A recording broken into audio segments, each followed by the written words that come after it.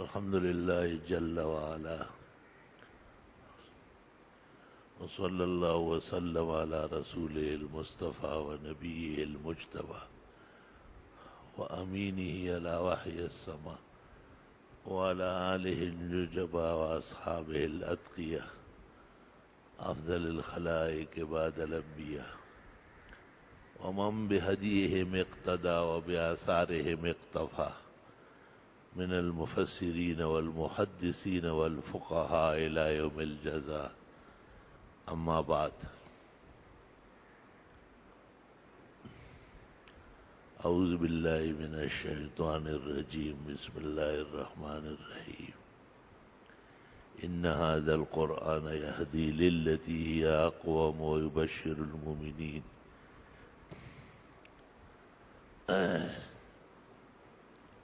وأخرج مسلم والترمذي والنسائي وابن ماجه في صحاحهم ومسانيدهم عن عمر بن الخطاب رضي الله عنه قال: سمعت النبي صلى الله عليه وسلم يقول: إن الله يرفع بهذا الكتاب أقواما ويضع به آخرين.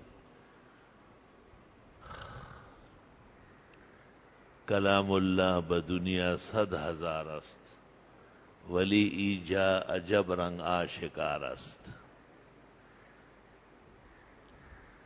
جمیع العلم فی القرآن لیکن تقاصر عنہ افہام الرجال.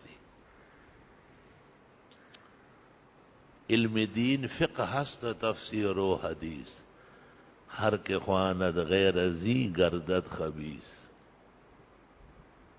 تیرے ضمیر پر اگر نہیں نزول کتاب، گرا کشاہ ناراضی نہ صاحب کشاف. اللہم صل وسلم علی عبدک و رسولک و نبیک و نجیک محمد احمد وعلی آلہ و اصحابہ وبارک وسلم علیہ. تین مسائل باعث بیان ہیں.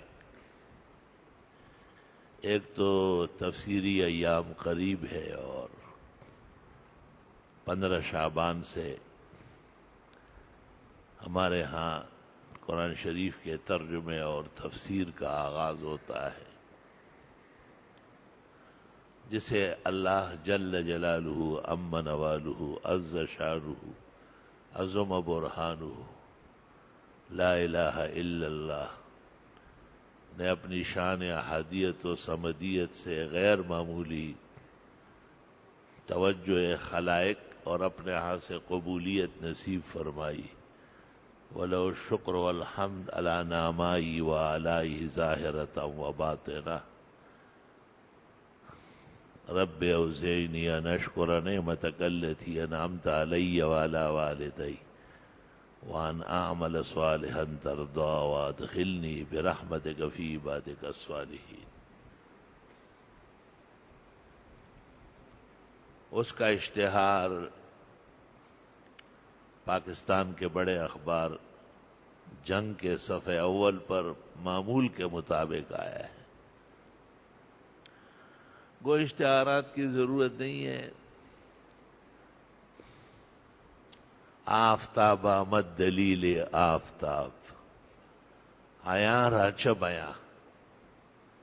تاہم بعض لوگ جنہیں اطلاع نہ ہو انہیں اخبار کے ذریعے بھی پتہ چلتا ہے، ورنہ ہم نے تو شہرت کے تمام ذرائع دفنائے ہیں.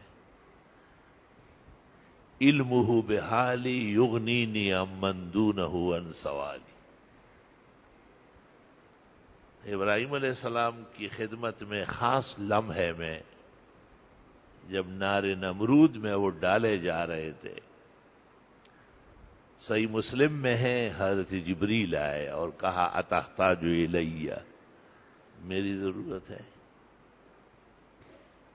قال اما الیک فلا. نہیں. شیخ عبد القادر جیلانی خطبات میں لکھتے ہیں کہ حضرت فرماتے تھے کہ علمہ بحالی، یغنینی امن دونہ عن سوال، وہ مجھے جانتا ہے جس کے لیے ڈالا جا رہا ہوں۔ اجازت نہیں دیتی ہے اس کا جاننا کہ کسی اور کی طرف احتیاج کروں۔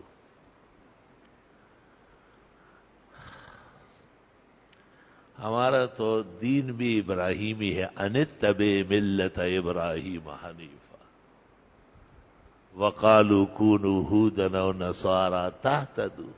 یہ لوگ کہتے یہودیت اور نصرانیت میں ہدایت ہے، قل بل ملت ابراہیم حنیفا وما کان من المشرکین، نہیں ابراہیم ہی کا راہ و رسم چلیں گے، جو بڑے زبردست موحد یکسو مسلمان اور کسی طرح بھی شرک کے روادار نہ تھے۔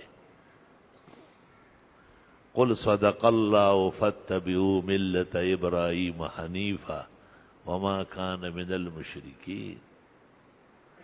کعبے کی تاریخ میں، تعظیم میں، تبریک میں، تشہیر میں، تمام کے تمام مراسم میں حضرت ابراہیم معروف ہے۔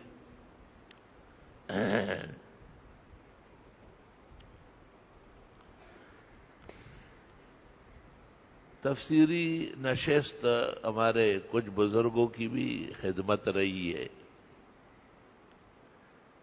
اور حقیقت یہ ہے کہ امت مسلمہ کو قرآن شریف کی طرف متوجہ کرنا ضروری ہے، اور ان کے متوجہ کرنے سے پہلے خود متوجہ ہونا ضروری ہے۔ رحمان بابا پشتو کے بڑے عقل مند عالم شاعر ہے، وہ ایک شعر میں کہتا ہے، مجھے لوگوں سے کیا کام، میں تو اپنے آپ کو سمجھانا چاہتا ہوں۔ اس کا زیادہ فائدہ خود پڑھانے والے کو ہوتا ہے، اسے قرآن کی عظمت، قرآن کی ضرورت، قرآن کریم کی فضیلت اور افادیت کے کمالات کا اندازہ ہوتا ہے کہ کتنی جامع اور بڑی کتاب اللہ نے بھیجی۔ ہمارے دینی مدرسوں کے طلباء جو نبی آخر الزمان کی صداقت اور آفاقیت کے ادلہ اور براہین ہے، سطح الارض پر کسی نبی کی یاد میں اس قدر نشانہائے عجائب قدرت نہیں ہوں گے جو ان کے رسوخ علم اور صداقت اعمال اور آفاقیت مقام کے ادلہ اور براہین ہو، جتنے اللہ تعالیٰ نے دینی مدرسوں کے طلباء کو ہمت عطا فرمائی ہے، شوق اور ولولہ، ذوق، جذبہ۔ سارا سال وہ مدرسوں میں سبق پڑھتے ہیں اور تھکے تھکائے، یہ ایام ان کے تعطیلات ہوتی ہے، اسباق اور امتحانات مکمل ہو جاتے ہیں، تو آدمی کا دل چاہتا ہے کہ گھر چلا جاؤں، ماں کی آنکھوں کے سامنے رہوں۔ حب الوطن من الایمان، عقل مندوں کی بات تو ہے، لیکن عجیب بات ہے کہ وہ تفسیر قرآن کے لیے یا کئی اور علوم و فنون کے دور دورہ ہو تو وہاں بیٹھ جاتے ہیں۔ گو میں رہا رہین سے تمہائے روزگار، لیکن تمہاری یاد سے غافل نہیں۔ بڑے عجائب و غرائب ہے۔ سب سے حیرت کی بات جو 40 سالہ علمی کائنات میں نے دیکھی ہے کہ جو طالب علم سبق میں اول ہوتا ہے وہ نماز باجماعت میں بھی پہلی صف میں ہوتا ہے، وہ طالب علم دیر تک جاگتا ہے، وہ طالب علم سویرے اٹھتا ہے۔ یہ اوقات پر کنٹرول جو اس کو حاصل ہے، یہ نقد نام اللہ نے اس کو دیا ہے۔ چاہیے تو یہ کہ دیر تک پڑھنے والا صبح دیر سے اٹھے، نہیں، وہ سویرے اٹھتا ہے۔ اور جو طالب علم سبق میں کمزور ہوتا ہے وہ نمازوں میں بھی دیر سے آتا ہے، اس کی شکایت بھی ہوتی ہے کہ بھئی یہ جماعت کی پابندی نہیں کرتا، درسگاہ میں بھی وہ ہر چیز میں وہ کمزور ہوتا ہے۔ ایک طالب علم یہاں پڑھتا تھا، اسے بہت زیادہ شوق تھا علم کا، اور ساری رات جاگتا تھا. تو ڈاکٹر صاحبان ادارے کی طرف سے علاج کرتے تھے، تو انہوں نے کہا یہ ذرا مسلسل سو جائے. اس نے کہا مسلسل کیسے سوؤں گا، نماز نہیں پڑھوں گا کیا؟ تو اس نے کہا چند دن نماز چھوڑ لے. وہ دوا ساری اٹھا کر کے پھینک دی، قیمتی انجن کا بس اس کے ہاتھ میں شفا نہیں ہے. یہ تو نماز کا منکر ہے. تو ایمان بھی اللہ نے خوب مضبوط عطا فرمایا ہے. اللہ سبحانہ و تعالیٰ نے اس کی برکت سے اس کی وہ بیماری ختم کر دی. وہ غیرتی ذات ہے نا. ایسے بہت دیکھے میں نے. میرے والد صاحب بہت زیادہ علیل تھے، آخری وقت تھا، اور پیشاب میں رکاوٹ تھی. تو اس زمانے میں ہمارے لیاقت نیشنل میں ڈاکٹر امجد علی صاحب، جو تبلیغ کا بھی بڑا اہم فرد ہے، چودھری محمد علی جو وزیر اعظم پاکستان تھے، ان کا بیٹا ہے. اب وہ مولوی ہوا ہے. جب ڈاکٹر مولوی ہو جائے تو اللہ تعالیٰ امت کو اس کے شر سے بچائے. وہ پھر مجتہد یا نبی بننے کی کوشش کرتا ہے، اور صلاحیت ہوتی نہیں ہے، کیونکہ عالم تو وہ بنتا ہے جس کی ساری زندگی علم میں ہو. جو ٹونگے مارے اتھے دا وہ مولوی تھوڑا ہوتا ہے. لیکن اس کا یہ خیال ہے کہ میں عالم ہو چکا ہوں، اور یہ خیال ہی تمام ہلاکتوں کی جڑ ہے. اس زمانے میں وہ نئے نئے تبلیغ میں جڑے تھے، اور علماء کے اور طرح خادم خاص تھے. تو میں والد صاحب کو وہاں لے گیا. انہوں نے فوراً ڈاکٹروں کا بورڈ تیار کیا، انہوں نے معائنہ کیا، اور پھر میرے والد صاحب کا جو علاج شروع کر رہے تھے، تو انہوں نے کہا کہ ایک آلہ لگے گا پیشاب نکالنے کے لیے. والد صاحب نے کہا وہ کون لگائے گا؟ کہا ہم لگائیں گے. یہ نہیں ہو سکتا. میں نے کہا بابا فتویٰ ہے، کہا اپنے فتوے اپنے پاس رکھو. تا فتو بنظام النشم گول. اور فرمایا کہ یہ ہو سکتا ہے کہ میں جیتا جاگتا ہوں اور میرے جسم کو کوئی ہاتھ لگائے.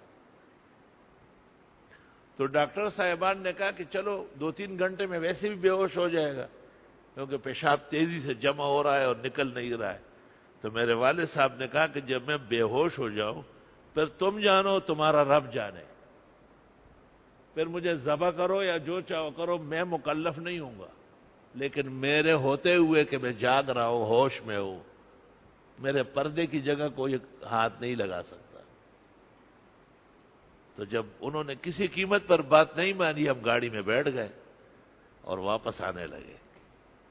لیاقت نیشنل سے نکل کے جو کونس آتا ہے حسن اسکوائر کی طرف، یہاں میرے والد صاحب نے کہا کہ گاڑی روک لے، اور وہ بیٹھ گئے.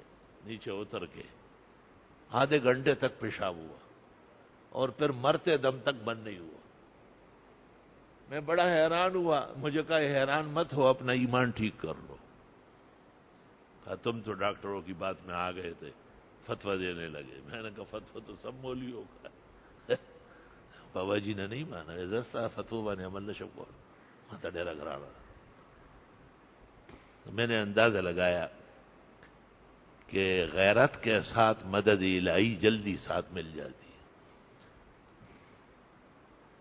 حدیث شریف میں ہے، بخاری میں ہے، حضرت سعد نے ایک موقع پر بہت زیادہ غصے والی بات کہی. حضرت ہنس پڑے. آپ نے کہا انظروا الی غیرت سعد. سعد کو دیکھو کتنا غیرتی ہے. وانا اغیر منہ، میں سعد سے زیادہ غیرتی ہوں. واللہ اغیر منی، اور اللہ تو بہت زیادہ غیرتی ذات ہے. وَلِأَجْلِهِ حَرَّمَ الْفَوَاحِشَ، اس لیے تو ناجائز کام کی اجازت نہیں دیتا، کہ اللہ تعالیٰ غیور بہت بڑا ہے. اور صحیحین کی روایت میں ہے ان اللہ یحب من عبادہ الغیور، اللہ تعالیٰ غیرتی بندوں سے محبت کرتا ہے. وَيُبْغِضُ مِنْ عِبَادِهِ الدَّيُّوسَ، اور دیوس بغیرت سے اللہ بہت ہی خفا ہے، ناپسند ہے وہ.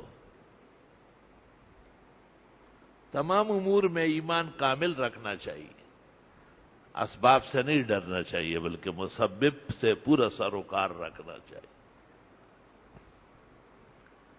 لا الہ الا اللہ وحدہ لا شریک لہ۔ ایک طالب علم نیا نیا خطیب ہوا تھا، امام بنا تھا، جوش خروش سے جمعے پڑھاتا تھا۔ ظاہر ہے انسان جب دین پڑھائے گا تو اپنے مسلک کا دفاع کرے گا، اور توحید و سنت کا مقام مرتبہ ڈنکے کی چوٹ بیان کرتا تھا۔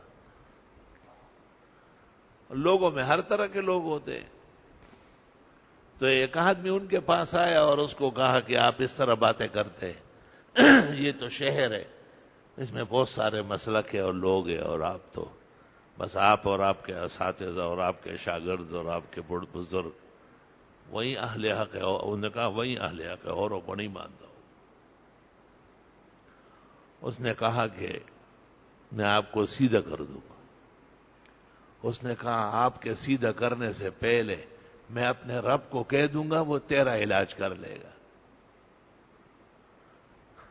وہ بہت غصے سے گاڑی میں بیٹھ گیا اور بہت تیز گاڑی چلائی، پتہ نہیں کیا کرنا چاہتا تھا۔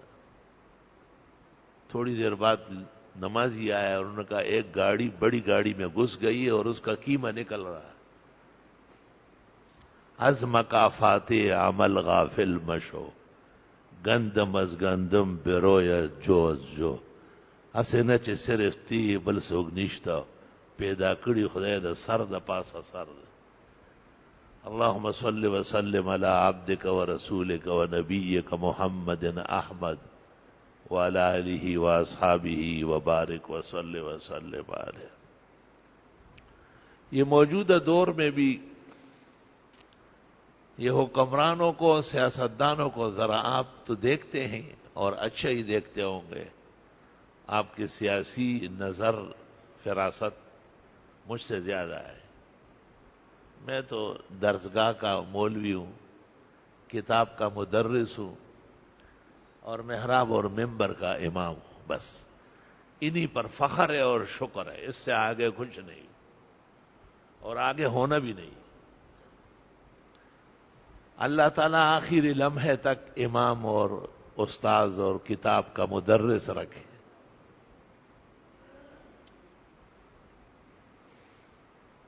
میں نے اپنے حج اور عمرے میں اور خاص مقامات پر اپنے بیٹے محمد انور شاہ کے لیے بھی یہی دعا کی، اور آپ بھی سنتے رہتے ہیں کہ اللہ اس کو ممبر و محراب سے محبت نصیب فرما۔ محبت اس کو کہتے ہیں کہ اور کوئی چیز سامنے نہ آئے، اور آئے بھی تو اس کی طرف دیکھے بھی نہیں۔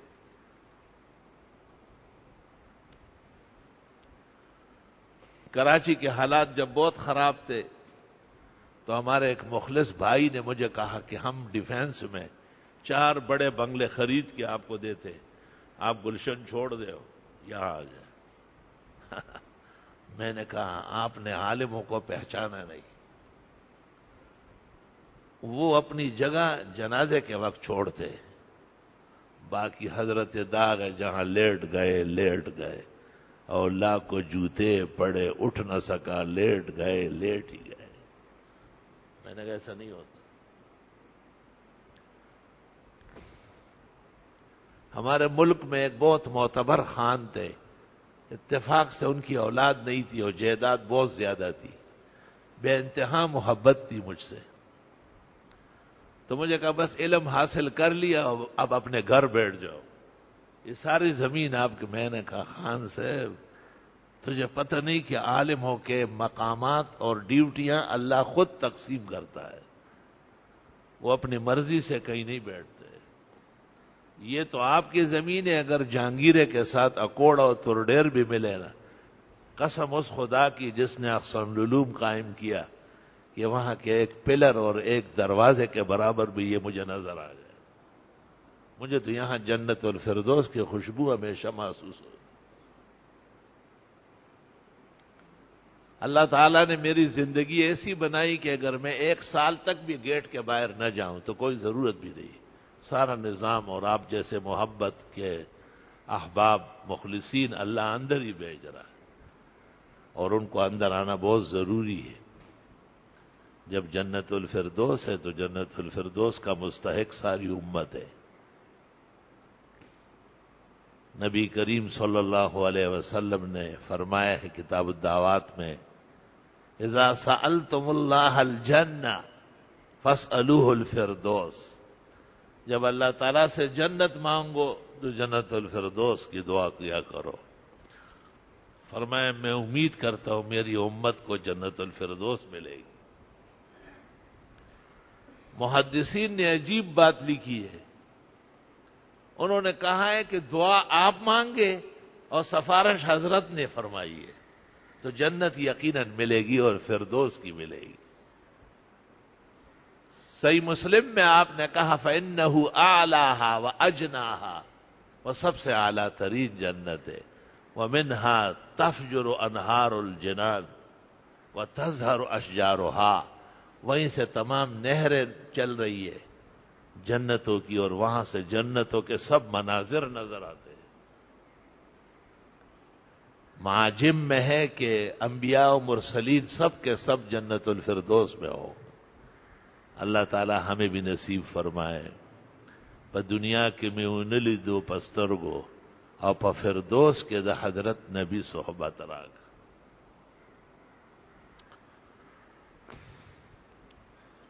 اللہ تعالیٰ کے احسانات اور مہربانیوں میں سے اپنے خاص فضل و احسان سے احسن العلوم یہاں قائم ہوا ہے۔ میں تو ایک کمرہ نہیں بنا سکتا اور ایک خلاصہ و منیا نہیں پڑھا سکتا، بخاری و ترمذی کیا پڑھاؤں گا۔ امام الاسر مولانا انور شاہ سے محبت کی برکت ہے کہ اللہ تعالیٰ نے دینی کتب پڑھانے کی بھی خوب توفیق عطا فرمائی، اور حیران کن بات یہ ہے کہ طلبہ خوش ہوتے ہیں۔ طلبہ کو خوش کرنا آسان کام نہیں ہے۔ جیسے کہتے ہیں نا کہ بیوی کو راضی رکھنا آسان نہیں ہے، بصد معذرت و ادب، لو احسنت احداہن الدہر، اگر آپ نے بیوی کے ساتھ عمر بھر احسانات کیے، ثم رأت منک شیئا، پھر کوئی کمی دیکھی، بوڑھے ہو گئے، ریٹائر ہو گئے، پیسے کم ہو گئے، قالت واللہ ما رأیت منک خیرا قط، ماں ہو بدی کور کے دے خوشحالی رز نہ دلی دلی، قائل نہیں ہوتی۔ طالب علم بھی صحیح مغز چاہتے ہیں، علوم کا منتہا اور معراج سے مطمئن ہوتے ہیں، اور جب مطمئن ہوتے ہیں تو اس کے لیے پھر سختی ابھی جھیلتے ہیں، مشقت پریشانی اس سے گھبرانے والے نہیں ہیں۔ بے مشقت یہاں آرام نہیں ملتا ہے، اور گل بھی ملتے ہیں تو کانٹوں میں نہاں ملتے ہیں، اور ڈھونڈنے والوں کو ہم بھی وہیں مل جائیں گے، ان کی زلفوں کے گرفتار جہاں ملتے ہیں۔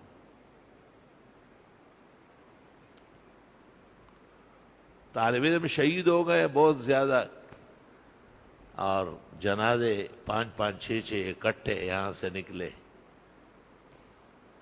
بعض علماء کو صدمہ پہنچا کہ درسگاہ متاثر نہ ہو جائے۔ میں نے کہا جس طرح رسول اللہ صلی اللہ علیہ وسلم صداقت اور امانت کے پیغمبر ہے، اس طرح اللہ نے علماء اور طلباء کو ان کو پشت و مدا بنایا۔ میں نے کہا یہ بڑھیں گے، یہ کہاں ڈرتے، اور یہ کہاں مخلوق کے روب داب سے گھبرانے والے ہیں۔ جس گل کو دل دیا ہے اور جس پھول پر فدا ہو، یا وہ بغل میں آئے یا جہاں قفس سے چھوٹے، تو کہ در بند خویش تن باشی، عشق بازی دروغ زن باشی، گر نشاید بدست راہ بردن، شرط عشقست در طلب مردن۔ شیخ سعدی کہتے ہیں ایک طرف عشق کا دعویٰ کرتے ہو اور پھر پیچھے بھی ہٹتے ہو، عاشق تو معشوق کی گلی میں قربان ہوتا ہے۔ لا الہ الا اللہ استغفر اللہ واتوب الیہ۔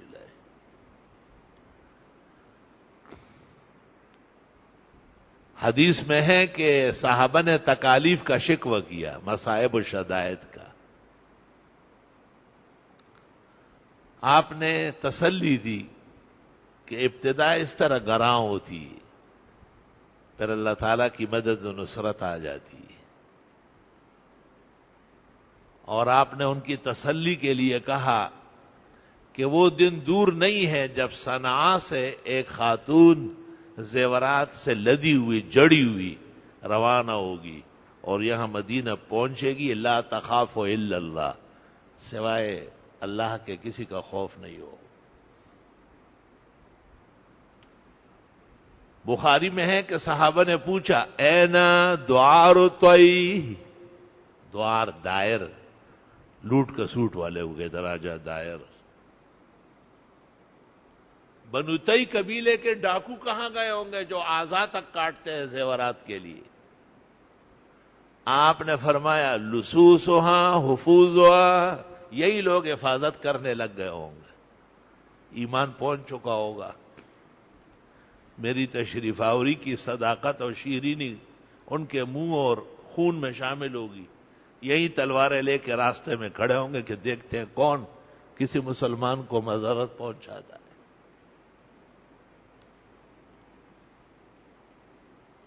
برہان الدین حلبی نے شرح بخاری میں اس کے ذیل میں نقل کیا ہے کہ 101 ہجری ہے، پہلی صدی پوری ہو رہی ہے، اور بصداقت بشارت حدیث رسول اللہ صلی اللہ علیہ وسلم عمر ابن عبدالعزیز مروانی کا زمانہ ہے، جو اس امت کا اول مجدد کہلاتا ہے۔ ان اللہ لیبعث لهذه الامه على راس 100 كل سنه من يجدد لها دينها، رواه الترمذي وابو داود باسانید جيده عن رجال ثقات۔ تفصیل کے لیے سید سلیمان ندوی کی کتاب مجدد دین و ملت دیکھ لیں، کم از کم اردو کی کتاب تو دیکھیں۔ عمر ابن عبدالعزیز کو عمر ثانی کہتے ہیں، وہی عدل، وہی انصاف، وہی شان و شوکت اللہ تعالیٰ نے نصیب فرمائی تھی جو حضرت عمر کو اللہ نے نصیب فرمایا۔ ان کا مصاحب خاص آیا اور خلیفہ سے کہا کہ ایک خاتون آئی ہے صنعاء سے اور سر سے پاؤں تک زیورات پہنی ہوئی ہے، اور وہ کہتی ہے مجھے امیر المومنین سے ملنا ہے۔ عمر ابن عبدالعزیز نے پوچھا کہ کوئی محرم ساتھ نہیں؟ اسے کوئی نہیں، صرف ایک خاتون ہے۔ عمر ابن عبدالعزیز نے کچھ دیر سوچا اور پھر اس کو کہا کہ آپ آ جائے، 2-3 آدمی اور لے آئے، میرے قریب بیٹھے اور بیوی کو پیچھے بٹھا لیں تاکہ میں اس کی آواز سنوں۔ وہ آئی اور اس نے پیچھے بیٹھ گئی، بات چیت شروع کی۔ آپ نے اس سے پوچھا کہ آپ کہاں سے آئے؟ انہوں نے کہا صنعاء یمن سے۔ کہا اتنا بڑا راستہ، کا پورے راستے میں مجھے خیال بھی نہیں آیا کہ مجھے کوئی لوٹ سکتا ہے۔ تو عمر ابن عبدالعزیز تھر تھر رونے لگے اور یہ حدیث پڑھی کہ لقد صدق رسول اللہ صلی اللہ علیہ وسلم۔ آپ نے صحابہ کو تسلی میں کہا کہ ان قریب امن قائم ہو جائے گا، اور صنعاء یمن سے ایک خاتون زیورات سے لدی ہوئی آئے گی اور لا تخاف الا اللہ، سوائے اللہ کے کوئی خوف اس کو نہیں ہوگا۔ اور بنو طی قبیلے کے دوار اور لصوص جو ہے وہ حفوظ بن چکے ہوں گے۔ اللہم صلی وسلم علی النبی وعلی آلہ واصحابہ وبارک وسلم وسلم علیہ۔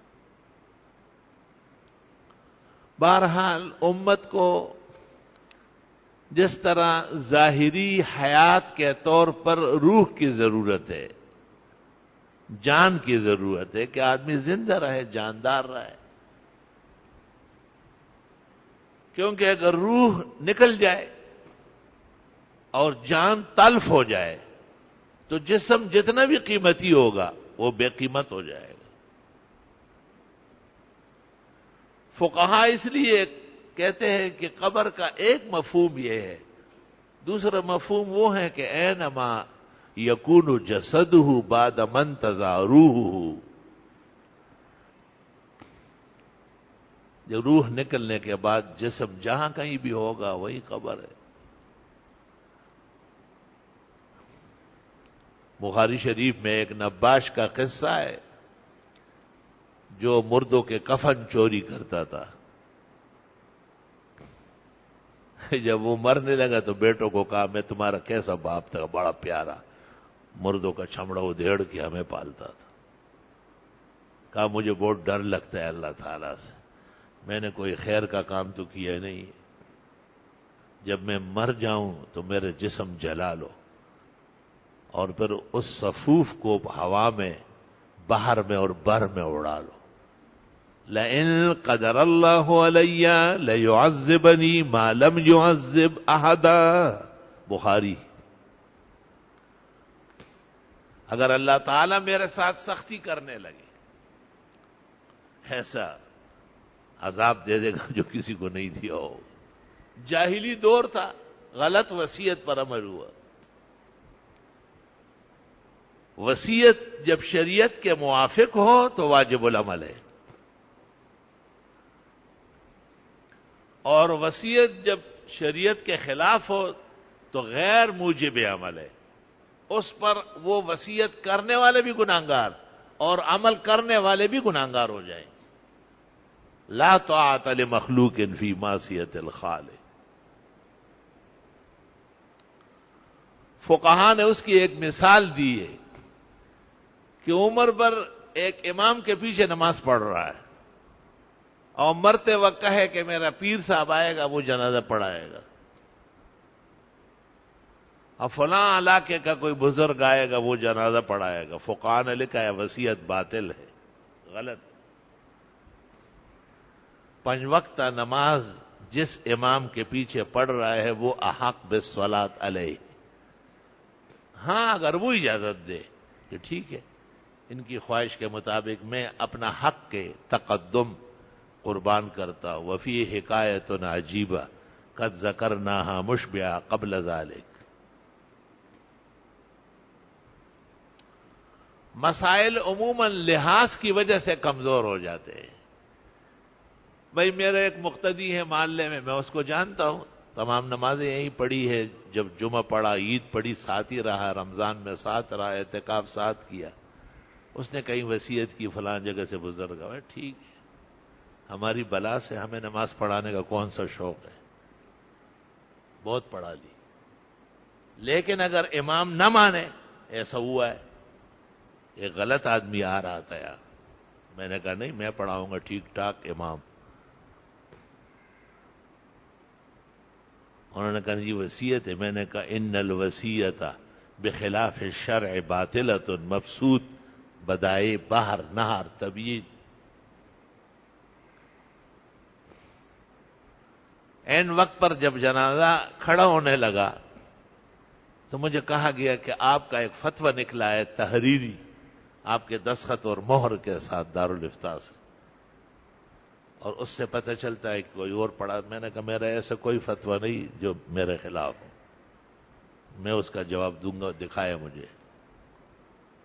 جب صفحہ کھڑی ہو گئی تو مجھے کہا یہ آپ کا ہے، میں نے کہا میرا ہے، کہ اس میں لکھا ہے کہ کوئی محترم آئے، میں نے کہا یہ میرا محترم نہیں، یہ تو میرے بزرگوں کی تحقیق کے مطابق لا مذہب ہے، میرا محترم ہو تو مولانا سلیم اللہ خان کو لے آئے، مولانا تقی اور رفیع کو لے آئے، مسلک کا رشتہ تو قوی ہے، مولانا عبدالرزاق اسکندر کو لے آئے، سرہنگوں پر، یہ میرے محترم لوگ، مسلح سے پیچھے ہٹوں گا، یہ نہیں ہے۔ میں نے کہا بھائی صفحہ سیدھی کر لو، اس کو پیچھے کر لو، الحمدللہ۔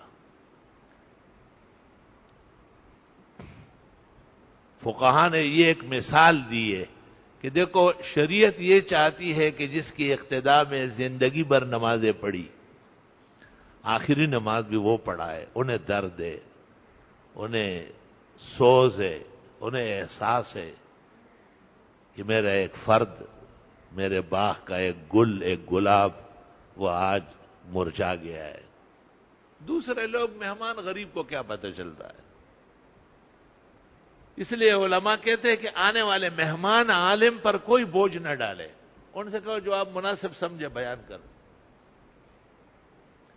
وہ ماحول نہیں جانتا جو میں جانتا ہوں، چنانچہ مجھے بھی جب کہیں اور لے جاتے ہیں تو ان کا یہ خیال ہے کہ یہ احسن علوم کی طرح تقریر کرے گا، میں کوئی پاگل ہوں؟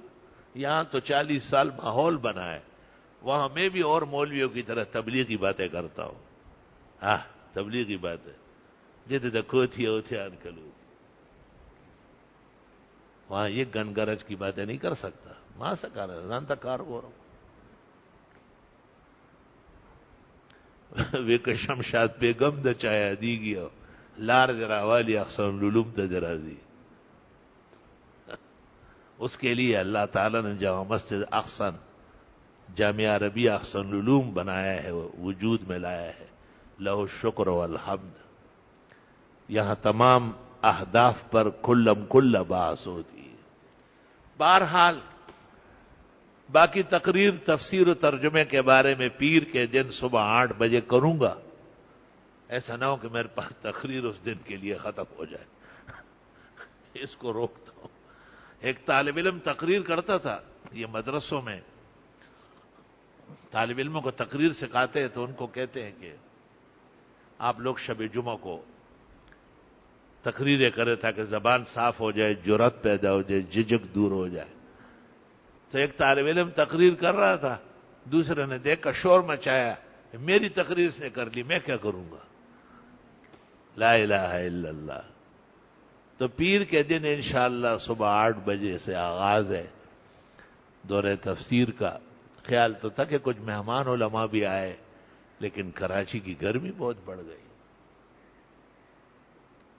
ایک مہمان نے مجھے کہا کہ میں آپ سے ملنے آ رہا تھا، آپ عمرے سے آئے ہیں، لیکن کراچی کی گرمی اخبار میں اور اسکرین پر دیکھ کر میں بعد میں آؤں گا۔ میں نے کہا مجھے منظور ہے، ٹیلی فون پر مبارکباد کافی ہے، گرمی کے تندور میں اپنے آپ کو نہ ڈالو۔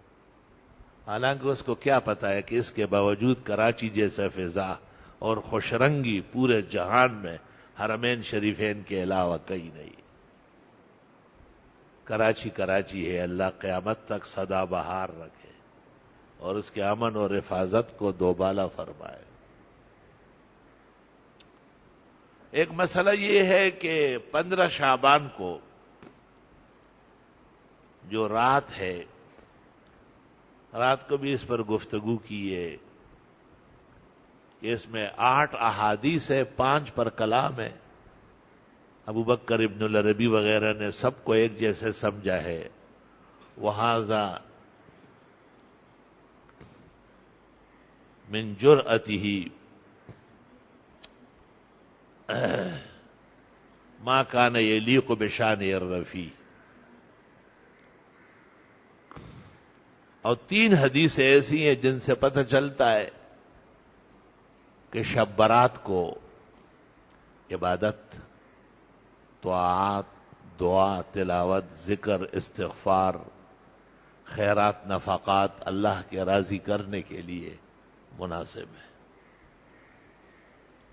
اور اگلے دن کا روزہ بھی رکھا جاتا ہے، مستحب روزہ ہے، ایک ہی روزہ ہے۔ اذا كانت ليلة النصف من شعبان فقوموا ليلها وصوموا نهارها۔ امام الاثر مولانا انور شاہ نے شرح ترمذی میں اور شیخ زاہد الکوثری نے مقالات میں اور نجم الدین غیتی نے تحسین المواقیت میں اور ابن رجب حنبلی نے اللطائف میں ان روایات کی تحسین فرمائی ہے، قابل عمل ہے۔ فقہائے کرام نے بھی شعبان کی 15ویں رات کو محترم مانا ہے، اور اس رات کو عبادت، طاعات، دعا، استغفار، ذکر کو پسند فرمایا ہے۔ بعض روایات سے پتہ چلتا ہے کہ سال بھر کے احوال لکھے جاتے ہیں، موت و حیات کے فیصلے کیے جاتے ہیں، رزق، روزی اور عزت اور ذلت کے پروانے تقسیم ہوتے ہیں۔ فیہا تقسم الارزاق و تنسخ الاجال۔ اس قدر علامہ آلوسی نے روح المعانی کے اندر بھی تسلیم فرمایا ہے۔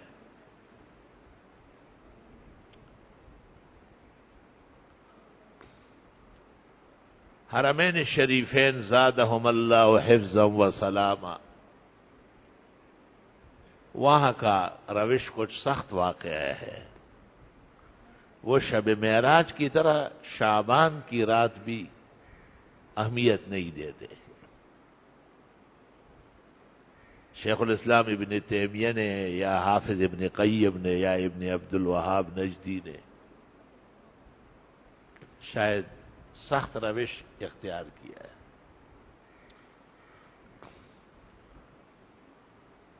اس میں کوئی شک نہیں ہے کہ شب معراج 27 رجب کو ہے، محققین نے تسلیم نہیں کیا ہے، اور جنہوں نے تسلیم کیا ہے جیسے شیخ عبدالحق محدث دہلوی یا آلوسی بغدادی، انہوں نے لکھا ہے وَلَكِنَّ التَّعَبُّدَ فِيهَا لَيْسَ بِمَشْرُوع، اس رات کی کوئی عبادت نہیں، بدعتی تو ویسے ہی ڈوبا ہوا ہے، ہاتھ اٹھائے ہے مگر لب پر دعا کوئی نہیں، کی عبادت بھی تو وہ جس کی جزا کوئی نہیں۔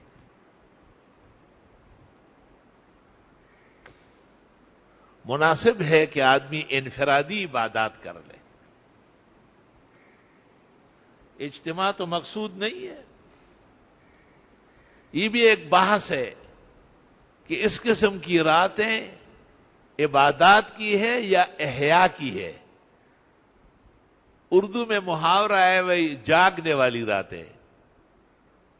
محدثین میں سے حضرت اقدس مولانا انور شاہ کی رائے بھی یہ ہے کہ یہ احیاء کی رات ہے، جاگنے کی رات ہے۔ آدمی جاگتا رہے، دعائیں مانگتا رہے، جب جاگے گا تو سورتیں پڑھے گا، جب ہمت ہو تو نفلیں پڑھے گا۔ ہاں، وطروں سے پہلے، وطروں کے بعد کوئی نفل نہیں، وطر مؤخر کرے۔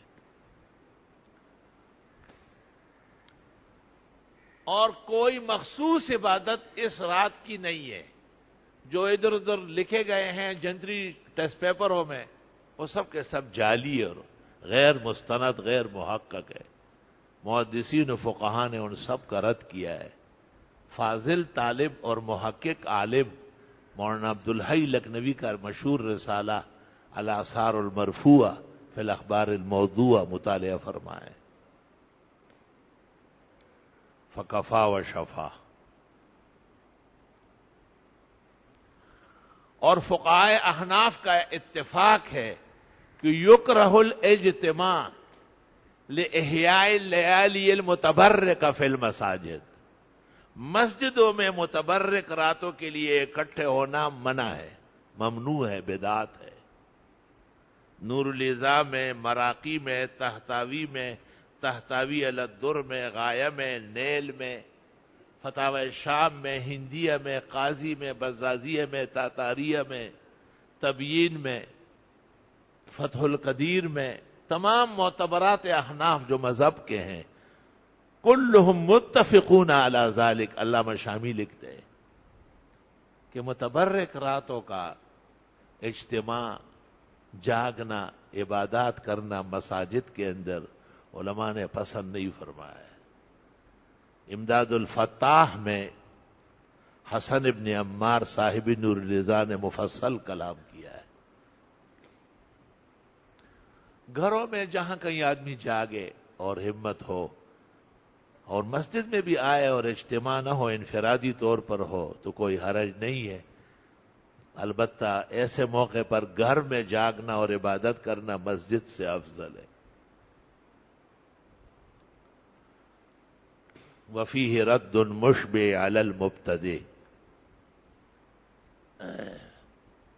پھر عموماً ایسی راتوں میں ہڑبونگ مچتی ہے، شور شرابے بھی ہوتے ہیں جیسے ان کے قبرستانوں کے راستوں میں. بخاری شریف میں ہے کہ رسول اللہ صلی اللہ علیہ وسلم نے ایک دفعہ چاہا تھا کہ لیلۃ القدر کی تعین کر لے. آپ سے وحی کا وعدہ ہوا. فرآ رجلین یتخاصمان، آتے وقت آپ نے دو آدمیوں کو دیکھا تو میں کر رہے تھے، غصے ہوئے تھے ایک دوسرے کو. آپ نے کہا انہا رفعت، ان کے شور مچانے سے ختم ہو گئی وہ رات، انہیں تعین اٹھ گیا. اس سے پتہ چلتا ہے کہ بدعتی جو ذکر بالجہر کرتے یا نفلوں کے اجتماع کرتے یا مسجدوں میں اکٹھے ہوتے، ان کی تمام برکات اور محترم راتیں ختم کی گئی ہے. شریعت کے مطابق اجر ملتا ہے، شریعت کے مخالف کو اجر نہیں ملتا. کتابوں کے متبع اور اس کے مطابق زندگی گزارنا یہ شرائع ہے. بغاوت اور سرکشی یہ شریعت نہیں ہے، اس کے تو علیحدہ سزائے مقرر ہے. وَلْيَحْذَرِ الَّذِينَ يُخَالِفُونَ عَنْ أَمْرِهِ، جو دین کے خلاف چلتے ہیں وہ اللہ کے عذاب سے ڈرے.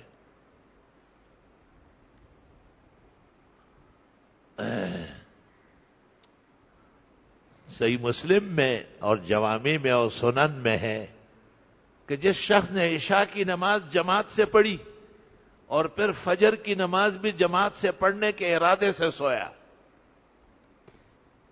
اللہ اس کی پوری رات کا ثواب اس کو نصیب کر لے گا. آدھی رات کا ثواب عشاء کی نماز با جماعت سے اور آدھی رات کا عبادت کا ثواب فجر کی نماز با جماعت سے. اللہ تعالیٰ آسانی سے فضائل مبارک راتیں ان کی عنایات نصیب فرمائے، بدعت و رسوم سے محفوظ فرمائے، اور آنے والے دنوں میں تفسیری نشست آسان فرمائے اور نصیب فرمائے. وآخر دعوانا الحمدللہ جل وعلا خلق الارض والسماوات العلی الرحمن علی العرش استوى له ما بین ایدینا وما خلفنا وما تحت الثرى الذي جعل القمر نورا والشمس ضياء اللہ الذي هو إله في الأرض وإله في السماء ألا له الخلق والأمر تبارك وتعالى. وصلى الله وسلم على رسوله المصطفى ونبيه المجتبى وأمينه على وحي السماء وعلى آله النجبى وأصحابه الأتقياء أفضل الخلائق بعد الأنبياء. أما بعد، أعوذ بالله من الشيطان الرجيم. إن الله اصطفى لكم الدين فلا تموتن إلا وأنتم مسلمون.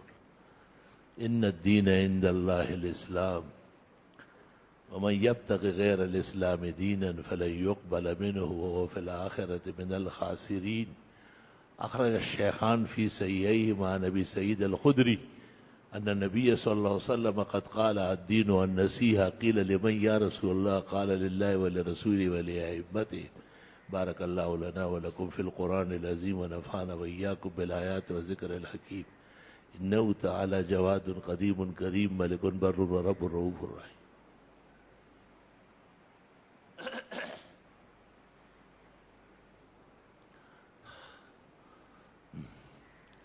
الحمد لله حمدا كثيرا وسبحان الله بكرة وأصيلا. الله أكبر كبيرا. أشهد أن لا إله إلا الله وحده لا شريك له وأشهد أن سيدنا ومولانا محمدا أحمد عبده ورسوله صلى الله تعالى عليه وعلى آله وأصحابه وبارك وسلم عليه. أما بعد، فقد قال النبي صلى الله عليه وسلم الله في أصحابي لا تتخذوهم غرضا من بعدي فمن أحبهم فبحبي أحبهم ومن أبغضهم فببغضي أبغضهم. خير القرون قرني ثم الذين يلونهم ثم الذين يلونهم. لا تسبوا أصحابي فإن أحدكم لو أنفق مثل أحد ذهبا ما بلغ مد أحدهم ولا نصيفه. إن الله يأمر بالعدل والإحسان وإيتاء ذي القربى وينهى عن الفحشاء والمنكر والبغي يعظكم لعلكم تذكرون.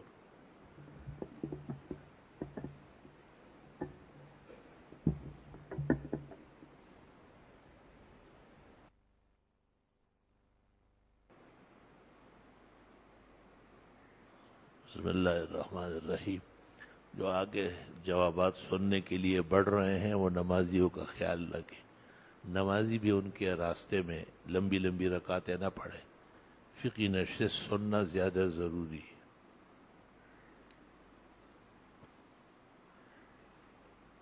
اگر کسی شخص کی داڑھی ایک طرف سے نہ آ رہی ہو تو اس صورت میں اس جگہ شیو کرا سکتے ہیں. نہیں، ایسے چور راستے، وہ جتنی آئی ہے اتنی کافی ہے. وہ جس کے چند بال تھے اور اس نے ہٹائے تھے اور ان سے ناراضگی ہو گئی تھی. یزید کے متعلق کچھ علماء کہتے ہیں کہ وہ جنتی ہے. جنتی اور دوزخی کا فیصلہ تو آخرت میں ہوگا. البتہ یزید کو کافر یا ملعون اہل سنت نہیں کہتے. باقی وہ یزید کان فاسقا بلا ریب. حضرت بنوری معارف السنن جلد 7 شرح ترمذی میں لکھتے ہیں فاسق یقیناً تھا اور ظالم. ثم فیہ فرقۃ ثلاثہ، فرقۃ تحبہ وفرقۃ تسبہ وفرقۃ تتوقف فیہ. میزان بینک اور دیگر بینک غیر اسلامی بینک ہے. اس کو اسلام کہنا اسلام پر تہمت لگانا ہے. درست بات یہ ہے کہ حضرت خضر زندہ ہے، البتہ زندگی کی تفصیل نامعلوم ہے کہ ناسوتی ہے یا غیبوبت ہے. فتاوی حدیثیہ میں ہے والجمہور علی انہ حی.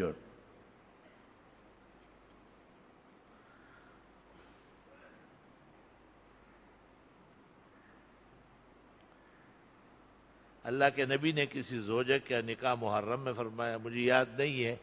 ترمذی شریف کتاب النکاح میں ام المومنین عائشہ فرماتی ہے کہ تم نکاح شوال میں کیا کرو. پیغمبر کے اکثر نکاح شوال میں ہوئے. باقی ہر مہینے اور ہر دن نکاح جائز ہے.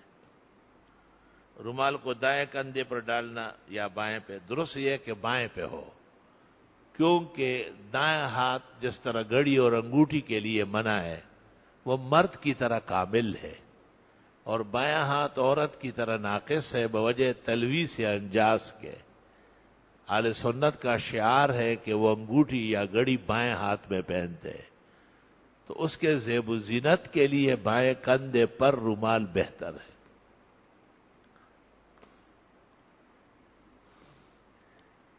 عورت کا انتقال ہو گیا، اس کے لیے بہت زیورات ہے، اس کی تقسیم کیسے کی؟ واہ، یہ کوئی بات ہے؟ کوئی بھی مرے اس کے بچے ہوئے مال کی تقسیم ورثاء میں ہوگی.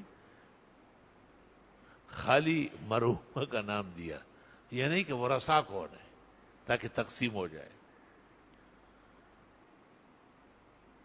ایک شخص مولانا فضل الرحمان کی غلط تصاویر بنا کر لوگوں کو بیچتا ہے. بہرحال اس کو ایسا نہیں کرنا چاہیے. سیدھا جواب، شلوار اور قمیص میں سے کون سی چیز پہلے پہننا چاہیے؟ عموماً نیچے سے اوپر آنا ہوتا ہے، دستور یہ ہے. تو نچلا کپڑا بدل دے پھر اوپر والا بدل دے. اس میں محدثین کا بھی اختلاف رہا ہے. اگر کسی شخص کو مردانہ کمزوری ہو یا وہ تراویح فرض، صرف کمزوری سے کوئی ہجڑا نہیں کہلاتا ہے. اگر اعضاء میں سرے سے سختی نہیں آیا، جس کو مخنث فطری کہتے ہیں، اس کو امامت نہیں کرنا چاہیے. اور اگر ویسے عادات نہیں ہے، کمزوری ہے، جسم بیمار ہے، اس کی امامت میں کوئی کراہیت نہیں. جنازے کی نماز کے بعد لوگ کلمہ شہادت پڑھتے ہیں. فتاوی جوہر نیرہ شرح قدوری میں ہے کہ رفع الصوت بالذکر مع الجنازۃ بدعۃ مستقبحہ. جنازے کے ساتھ ذکر کرنا، لا الہ اونچا پڑھنا، نعتیں پڑھنا حرام ناجائز گناہ کبیرہ ہے. جنازے کے ساتھ خاموش چلنا اور قبر کا دھیان کرنا یہ سنت طریقہ ہے. اکثر دیکھا گیا کہ قبرستانوں میں خواتین جا کر قبر پر پڑھتی ہے. خواتین اپنے محارم کی قبروں پہ جا سکتی ہے پردے اور حجاب میں. شان ورشا کہتے ہیں درست بات یہ ہے کہ اجازت زیارت القبور کی رجال اور نساء دونوں کو حاصل ہے. ہاں، خواتین جزا فضا کی وجہ سے کم جایا کرے، حجاب اور نقاب کے ساتھ غیر اوقات رش میں جایا کرے. شوگر کا مریض وضو کے بعد میں نے بے خیالی میں اتنی شوگر ٹیسٹ کی جناب علی میرا وضو برقرار ہے یا نہیں؟ 3 ائمہ مالک، شافعی اور احمد تو خارج من غیر السبیلین کو ناقض وضو نہیں سمجھتے ہیں، ان کے نزدیک تو یقیناً وضو برقرار ہے۔ امام اعظم کے نزدیک اگر جسم کے کسی حصے سے خون نکلا اور ایسی جگہ پہنچا کہ یلحق حکم التطہیر تو وضو کرنا پڑے گا، لیکن خون نکالنا اور نکلنے میں فرق ہے۔ صاحب ہدایہ کہتے ہیں کہ نکالنے سے وضو نہیں ٹوٹتا، نکلنے سے ٹوٹتا۔ اس قول کے مطابق شوگر ٹیسٹ کرنے والے کا وضو برقرار ہے۔ میت کی تدفین کے بعد جو کھانا کھلایا جاتا ہے، کیا یہ کھانا اگر یہ ضرورت کا کھانا ہے، دور سے مہمان آئے تو المدخل میں لکھا ہے بغیر کراہیت کے جائز ہے، اور اگر یہ مردے کے لیے ایصال ثواب ہے، فقراء مساکین کے لیے تب بھی جائز ہے، اور اگر یہ مردے والوں کی طرف سے ضیافت ہے تو حرام ناجائز ہے۔ لوگوں کو چاہیے کہ مردے والے کو کھانا کھلائے، نہ کہ ان سے کھائے۔ میں اور میرے گھر والے عمرہ پر جا رہے ہیں، اللہ تعالیٰ آسان فرمائے، قبول فرمائے۔ میرے بچے کو سر میں درد ہو گیا، میں نے ڈاکٹر سے دوا لی، پھر ایک حافظ صاحب سے، حافظ صاحب نے کہا کہ آپ کے بیٹے کو 2 جن کے پیچھے تنگ کرتے اور یہ وظیفہ پڑھے۔ بہرحال یہ تو حافظ صاحب ہی کا تجربہ ہے، اور ٹھیک ہے، سورت قرآن کی پڑھے۔ کچھ دن پہلے میرا کزن دنیا فانی سے گزر گیا، ان کے لیے مغفرت کی دعا، اللہ بخشش فرمائے۔ میرا ماموزاد بھائی دیے، وہ ٹھیک ہے، دعائے صحت میں، اور احمد اور مبین احمد اور والدی پتہ نہیں کیا، سب کی اللہ تعالیٰ بخشش فرمائے۔ جو زندہ ہے، جو بیمار ہے اللہ صحت دے، جو پریشانی میں اللہ مدد فرمائے۔ الحمدللہ رب العالمین۔ نستغفرک اللہم ونسألک السلام والعافیہ۔ لا الہ الا اللہ وحدہ لا شریک لہ، لہ الملک ولہ الحمد وعلی کل شیء قدیر۔ ربنا آتنا فی الدنیا حسنہ وفی الآخرۃ حسنہ وقنا عذاب النار۔ اللہم انا نسألک العفو والعافیہ فی الدنیا والآخرہ۔ اللہم انا نعوذ بک من جمیع المحن والفتن ما ظہر منها وما بطن۔ جن بیماروں کا ذکر ہوا اللہ صحت شفا دے، جو پریشان حال ہے اللہ دستگیری فرمائے، جو ایمان پر سفر آخرت کر چکے اللہ بخشش فرمائے، پسماندگان کو صبر و اجر دے، حق تعالی رحمتوں کی بارشیں برسائے، قہر اور عذاب اور یہ تپش اور حرارت واپس لے۔ اللہم اسقنا غیثا مغیثا صیبا نافعا غیر ضار یا الہ العالمین۔ صلی اللہ علیہ وسلم۔